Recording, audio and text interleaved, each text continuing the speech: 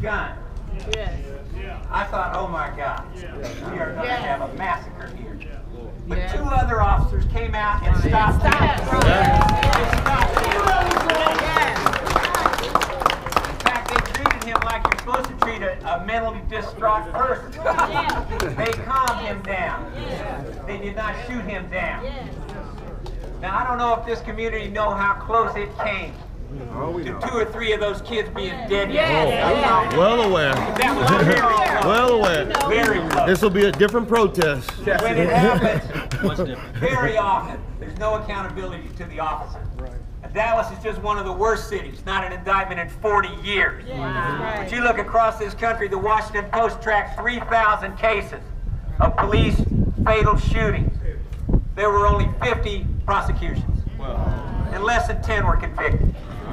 Now, I'd like to go to Las Vegas with those odds. Every single shooting justified. Every single one justified. Now I want to say a word to the people who back the blue very strongly. When that man's running around, screaming profanities at children, knocking them to the ground, and then pulling his gun as if he's going to kill them, you know who he's doing it in the name of? You. That's right. Amen. Yeah. A police officer, a badge and a gun to protect us, right? That's the deal. But if you break the contract and use excessive force or, God forbid, deadly force improperly, then you've poured blood all over the social contract. You are not representing us at that point. You are a criminal at that point. So in closing, I just want to say, for the people of McKinney and of this neighborhood, if you want to build a movement to get better protection from the police and less oppression from the police, then we are here to help you do that. You can find Mothers Against Police Brutality on the web and the other groups here as well. And we will help you all the way. Thank you. Thank you. Thank you.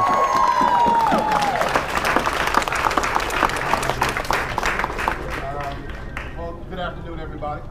All right. Derek Gold, I'm pastor of Amazing Church here in McKinney. And the first thing I want to say is that this is our city. That's right. This is our city. Can you hear it? All right. It doesn't go home. My name is Derek Gold, pastor of Amazing Church.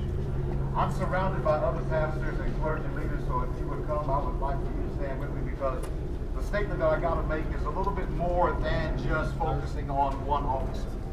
The issue that we have in McKinney is not necessarily only, make sure you hear what I'm saying, a racism issue. It is also a classism issue. You have socioeconomic differences, and when they get together, that's one way that we live. And in McKinney, we figured a way to make that happen. But when we get this kind of publicity, this kind of notoriety for something that has happened with an officer that we can see clearly on video is the one that has an issue. If we make the mistake and focus on one officer, then who's going to watch the other officer? After that is taken together, if we are really looking at a systemic issue and we're looking at a classism issue, then no, it can't just be sensitivity training for the officer, but it's got to be sensitivity training for our children. So we have done something already as the leaders and the clergy here.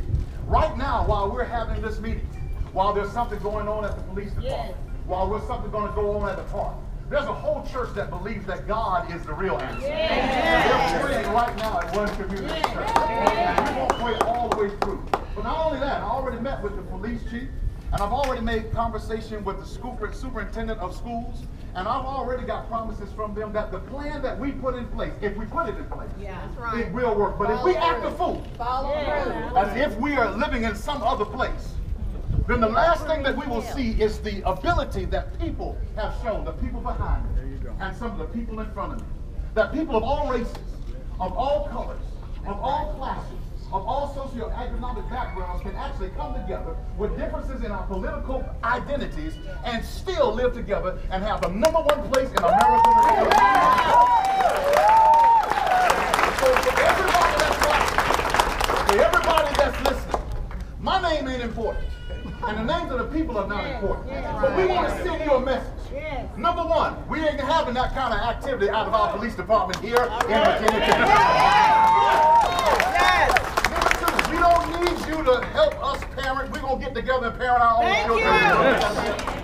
Number 3, just like we voted people in, we can vote them out. That's right. But if you don't vote, we're just talking.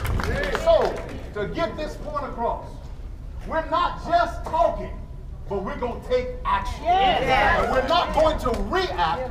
We're going to give them what we expect and wait for them to respond. And from what we're getting now, right now, they are going to respond because we are doing what we're supposed to do, the way we're supposed to do it. And it's not just Derek Golden, a black man. That's right. Be relentless. I got white guys standing behind me. I got Hispanic people standing behind me.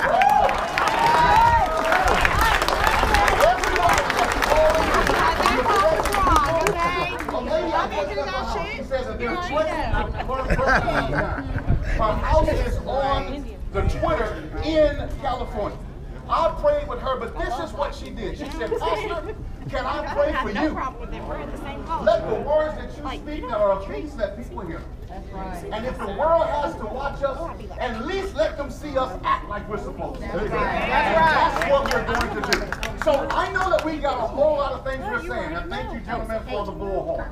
But I say heal McKinney. And then when we heal McKinney, not only will we heal McKinney, but everybody will come here to find out how we did it. And this is our answer. First, we went to God, and then we got together with each other. We didn't fight in the street so that y'all can make a mockery of us. We decided that we're going to do it.